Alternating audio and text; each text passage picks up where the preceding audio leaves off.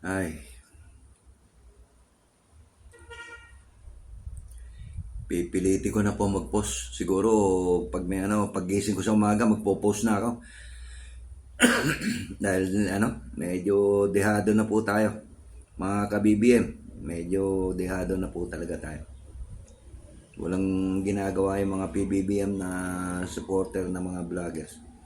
Kaya ako baka makatulong ako sa mga kandidato natin. Hindi naman po lahat ng kandidato ng alyansa iboboto natin. Kaya pero pipilitin ko na po. 5 beses kahit na walang viewers. Magpo-post na ako na magpo-post araw-araw. Siguro mga 5 beses para para ikalat nyo po. Tulungan nyo po akong ikalat. Wala po nakita niyo yung ginagawa ni Amy, talagang kawalang-yan lang yun. Wala tayong magagawa ron. Ewan ko kung anong pinakain ni Digong sa kanya. Wala na po yun. Walang ano lang po yun, yung parang PDLX lang yun na yung sa Senado nila. Kaya pinapapatigil na ni Chis yun. Ang problema natin, itong sa Senado, 8 lang po ang kailangan kumontra sa Senado para hindi ma-impeach si Sara. Tandaan niyo po, 8 lang po yan. Ngayon po, 24 senador. Binibilang ko mga 15. Yung mga nakaupo ngayon, mga 15. Talagang senador ni Digong. 14, 15. Pero iba doon, yung kung saan yung Agos ng Ilog, doon lang sila. Kaya pwede pa rin nating iboto. Pero magaling si Digong. Talagang pinuno niya ng pinuno niya ng mga kalyansa yung Senado, di ba? Matalino rin si Digong. Pero kulang yung talino niya dahil nandoon siya sa Hague ngayon di ba? Akala niya raw siya chess master Chess master, art of war, kung nangyay, nako. Lahat daw, magaling daw si Digong Pero may mas magaling sa kanya. May mas matalino sa kanya. Katulad nga ni Amy, iniimbestiga ni Amy, sabi, sino ba nagutos? Inamin na nga ni Remulla, sabi niya ako. Pero ang gusto marinig ni Amy, yung kapatid mo. Bakit di mo tawagan? Kasi may na sila, may pagka yun na nangyari. Baka mismo si Amy pa maghain ng impeachment na wala namang mangyayari. Alam naman natin walang mangyayari. Pero yung kalokohan lang yun. Kalokohan lang. Tapos na yun. Parang PDLX ni yung PDLX ni Bato. Kaya ang galing ng ang galing ng sagot ni General Torre. Ano bang pagka sabi ni Cayetano, ano ba yan? Sa mga susunod na bibigyan ng warrant of arrest, pwede ba nating gawa na yung bang muna natin sa Supreme Court dito bago ipa-aresto? Ano sabi ni Torre? I cannot guarantee.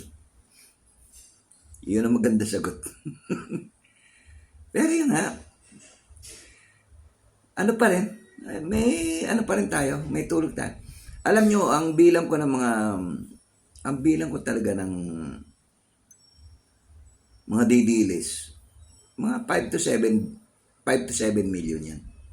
Ngayon, 15 million para makapasok ka sa Senado. Ngayon, yung ginagawa nilang drama, na yung talagang lahat sila nag-iiyakan, si Robin, si Bongo, si Bato, si Ipe, lahat sila nag-iiyakan dahil pinakulong daw yung pinakamabait na presidente na nangyari sa buong Pilipinas. Anong tingin natin kay Digong? Tayo may konting isip pa. Pinakawalang niya. Drug lord or drug lords. Di ba si Digong? Kurakot sa pinakakurakot. Lahat. Ultimo yung tagapahid ng white po niya, naging bilyonaryo eh. Lahat ng kaalyansa niya naging bilyonaryo. Biruin nyo, saan ang galing yun? Sa pera ng bayan. Pero sa mga didilis, hindi importante sa kanila yun. Sa mga didishit, hindi importante sa kanila yun. Dahil yung drama ni Digong nakalagay na sa utak nila eh. Wala na. Alam mo, yung mga supporter ni Digong, na RAPE, yung anak nila ni Digong, isasarap pa rin nila yung mga mata nila. Ganon sila katanga. Di ba? Alam niya yan. Mga ka-BBM, alam niya yan. Pero ang problema natin, yung mga senador natin, baka matalo. Dahil hindi tayo nagkakaisa. Ay, ayoko kay Lito Lapid. Ay, ayoko kay Manny Pacquiao. Ay, ayoko kay Erwin Tulfo.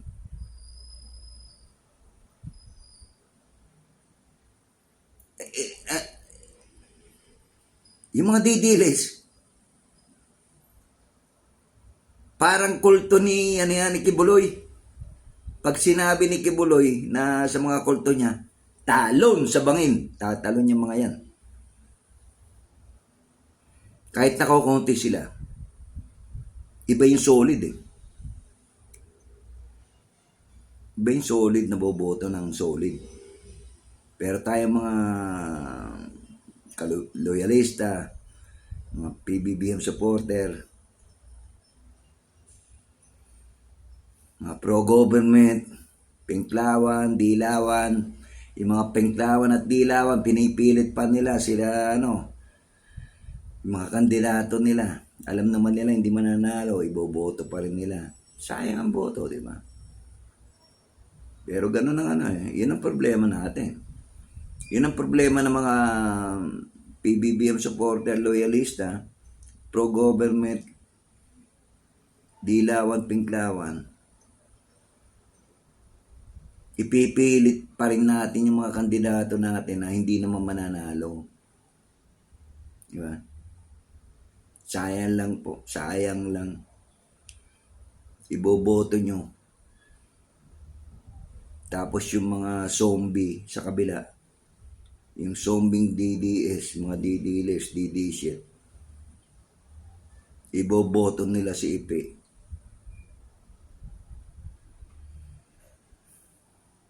Si Kuya Will, si Atty. Vic, si Marcoleta. Talo tayo. Di ba? Talo tayo. Wala tayong magagawa. Dahil iba-iba utang natin. Mag-isip-isip na po tayo. Share nyo po ito sa mga yung mga BBM vloggers. Please. Salamat po.